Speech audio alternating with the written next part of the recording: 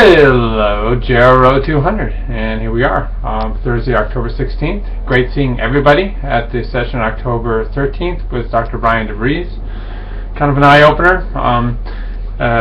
We could easily substitute any cohort, any group into aging, whether it was LGBT like it was the other night, but we could talk about old white guys like me.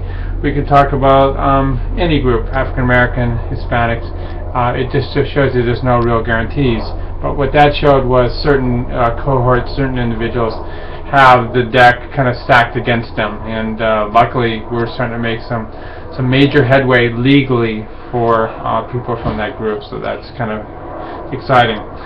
There was a kind of a little bit of a kind of sophomore-ish incident, sophomore in high school, and that's where somebody crossed out Joe 380 and put Joe 200, and everybody signed off on it and left early. I don't really care that much.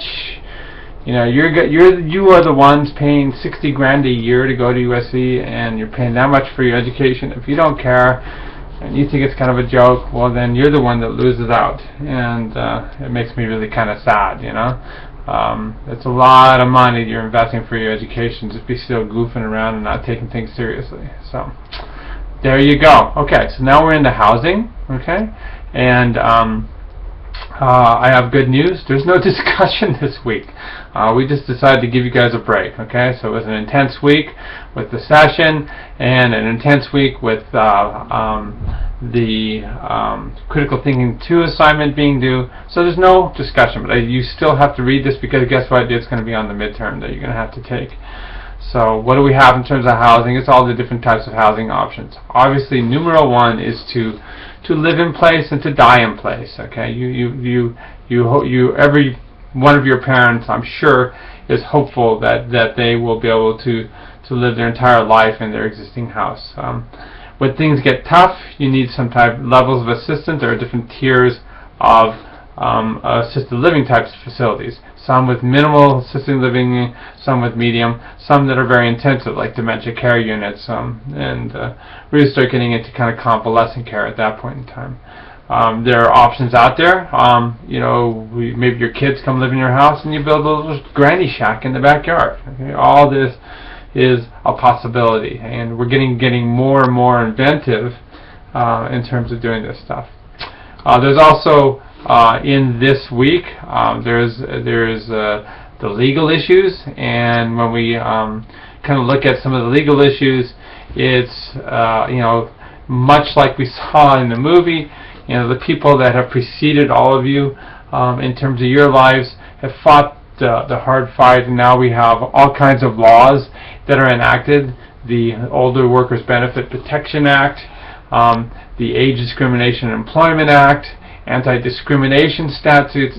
There are state laws, all these different types of things that ensure that you'll be able to work as long as you want to in terms of your life. And as we are finding out from this class, that's going to get longer and longer and longer. I hate to tell you that, but it just is what it is. People are living longer, so that means retirement packages don't last as long. Nobody gives out a pension, so now it's a defined contribution where you save up your money and you think you've saved enough, but if you project out to live in 95 years of age, you're going to have to work into your 70s. That's just the way it is. And so luckily, like I said, people have fought the hard fight, and now there are lots of statutes in place. And then it ends with elder abuse, which is a really sad topic and a real problem in our society. And there are different levels of elder abuse. There's not just physical abuse, and this oftentimes happens because the kind of aggressive, what's the word I'm looking for? Psychotic people will go out there and take advantage of the weak and be abusive and get a kick out of beating people up. Okay, sad. Then there's financial abuse. Okay, where scam artists will take money, take people's life savings away from them. And then there's even a form of abuse that we call neglect, where family members and even the individual person can be neglectful about themselves and need to have intervention from social workers. So, alrighty guys, so chock full of really useful information. Again, this class is all about hands-on applied learning, and I think you're going to find this chapter really good, and I look forward to seeing you guys next week. And again, thank you guys for showing up and being so receptive the other night.